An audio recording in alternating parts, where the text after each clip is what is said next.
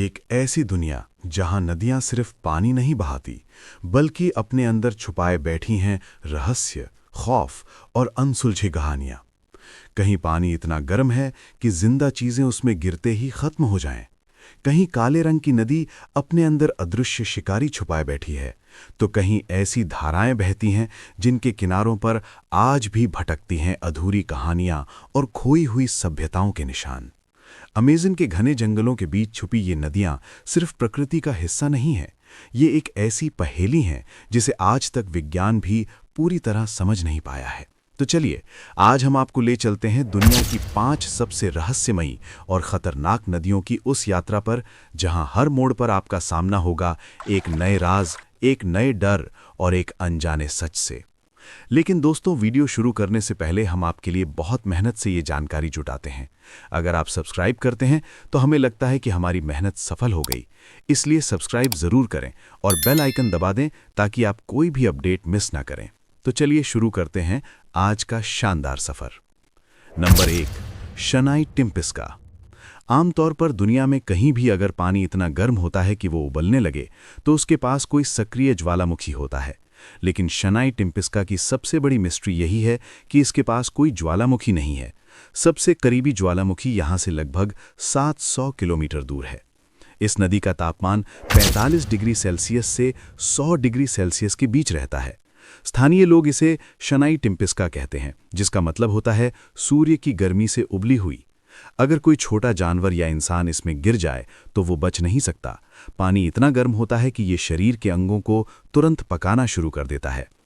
वैज्ञानिकों का मानना है कि ये एक हाई वॉल्यूम जियोथर्मल सिस्टम है। धरती की गहराइयों से गर्म पानी जमीन की दरारों के जरिए ऊपर आता है और नदी के ठंडे पानी में मिल जाता है, जिससे पूरी नदी एक उबलते हुए कढ़ाई जैसी बन जाती है। स्थानीय जनजातियां सदियों से इस नदी के बारे में जानती थीं। उनके लिए ये एक पवित्र और आध्यात्मिक स्थान है। उनका मानना है कि इस नदी को यकुमामा यानी महान जल सर्प आत्मा ने बनाया है, जो गर्म और ठंडे पानी को पैदा करती है। नंबर 2, मदीरा नदी। मदीरा नदी के साथ सबसे बड़ी मिस्ट्री जुड़ी है मदीरा ममोरे रेल रोड के निर्माण से। 20वीं सदी की शुरुआत में इस नदी के किनारे रेलवे लाइन बिछाने की कोशिश की गई थी। कहा जाता है कि इस प्रोजेक्ट के दौरान हजारों मजदूरों की मौत हो गई थी। स्थानीय कहानियों के अनुसार आज भी उन मजदूरों की आत्माएं और उनकी अवशेष इस नदी के किनारे घने जंगलों में छिपे हुए हैं। इसे द रेलवे ऑफ डेथ भी कहा जाता है। मदीरा नदी का पानी बहुत मटमैला होता है, जिसके कारण इसकी गहराई में कुछ भी देख पाना नामुमकिन है। खतरा, इसकी गहराई में जायंट कैटफिश और ब्लैक काइमन जैसे शिकारी जीव छिपे रहते हैं, जो बिना आहट के हमला करते हैं। Bull shark. ताज्जुब की बात यह है कि समंदर में रहने वाली बुल शार्क इस नदी में हजारों किलोमीटर अंदर तक आ जाती हैं, जो इसे बेहद खतरनाक बना देती हैं। वैज्ञानिकों को मदीरा नदी के बेसिन के आसपास जमीन के नीचे कुछ ऐसी आकृतियां मिली हैं जो हजारों साल पुरानी हैं। ये माना जाता है कि अमेज़न के इन दुर्गम इलाकों में कभी एक बहुत बड़ी और उन्नत सभ्यता रहती थी, जो अचानक गायब हो गई। मदीरा नदी के बढ़ते जल स्तर और घने जंगलों ने उनके सारे राज अपने अंदर दफन कर लिए हैं। मदीरा नाम पुर्तगाली शब्द मदेरा से आया है, जिसका मतलब है लकड़ी। रहस्य, इस नदी में साल भर पेड़ों के तने और लकड़ियां बहती रहती हैं, जो पानी के नीचे बड़े बड़े जाल बना लेती हैं। नाव चलाने वालों के लिए ये किसी भूतिया जाल से कम नहीं है, क्योंकि ये लकड़ियां कभी भी नाव को पलट सकती हैं। नंबर 3, रियो नेग्रो नदी। रियो नेग्रो अमेज़न की सबसे रहस्यमयी नदियों में से एक है।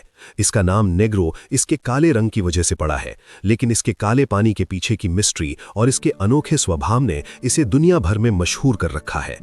यहाँ रियो नेग्रो से जुड़े प्रमुख रहस्य और दिलचस्प बातें दी गई हैं। रियो नेग्रो का पानी चाय या कोका कोला जैसा गहरा काला दिखता है। वैज्ञानिक रूप से ये काला रंग जंगलों की सड़ी गली पत्तियों और वनस्पतियों से निकलने वाले टैनिन के कारण होता है।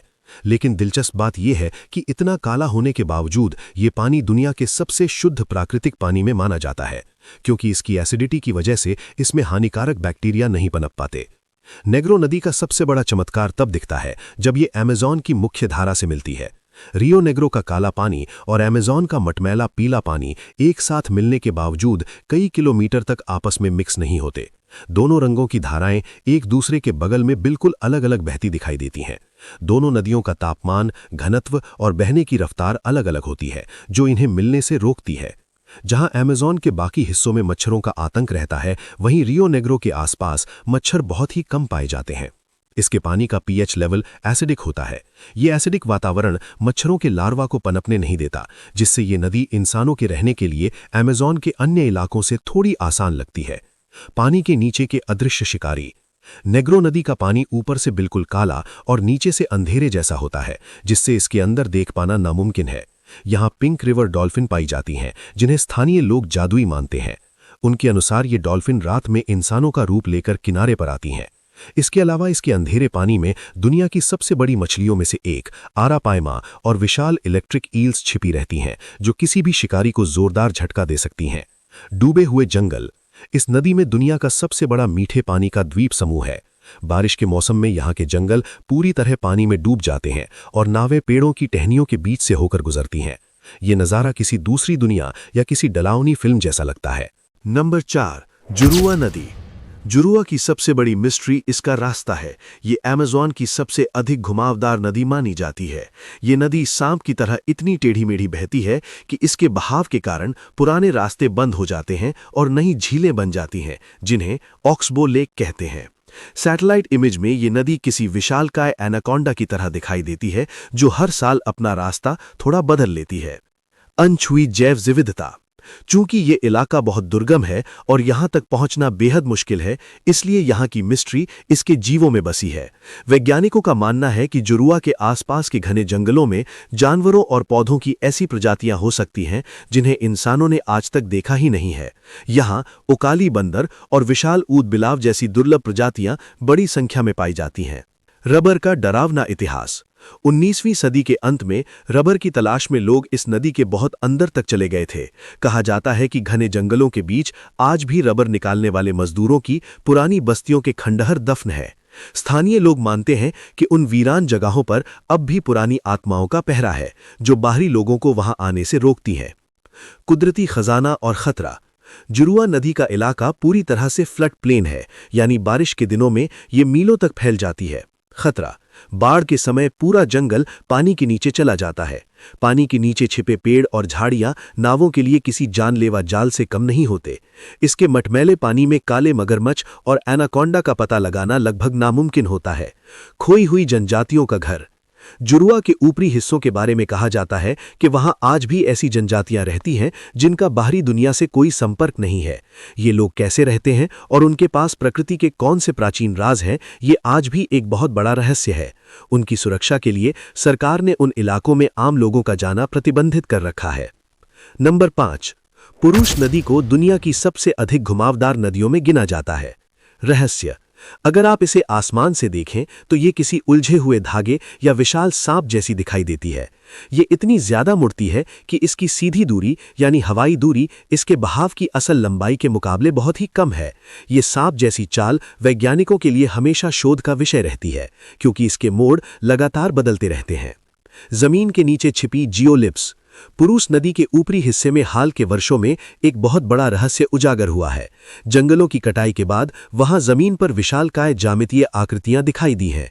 ये आकृतियां हजारों साल पुरानी हैं। सवाल यह है कि अमेज़न के इतने घने और दलदली इलाके में हजारों साल पहले किसने और क्यों इतनी सटीक आकृतियां बनाई थीं। कई लोग इसे खोई हुई सभ्यता का प्रमाण मानते हैं। रबर और भूतिया बस्तियां। मदिरा और जुरुआ की तरह पुरुष नदी का इस्तेमाल भी रबर के व्यापार के लिए किया जाता था। 19वीं सदी में यहां रबर निकालने वाले लोगों ने घने जंगलों के अंदर छोटी छोटी बस्तियां बसाई थीं। बीमारियों और भुखमरी की वजह से कई बस्तियां रातों रात खत्म हो गईं।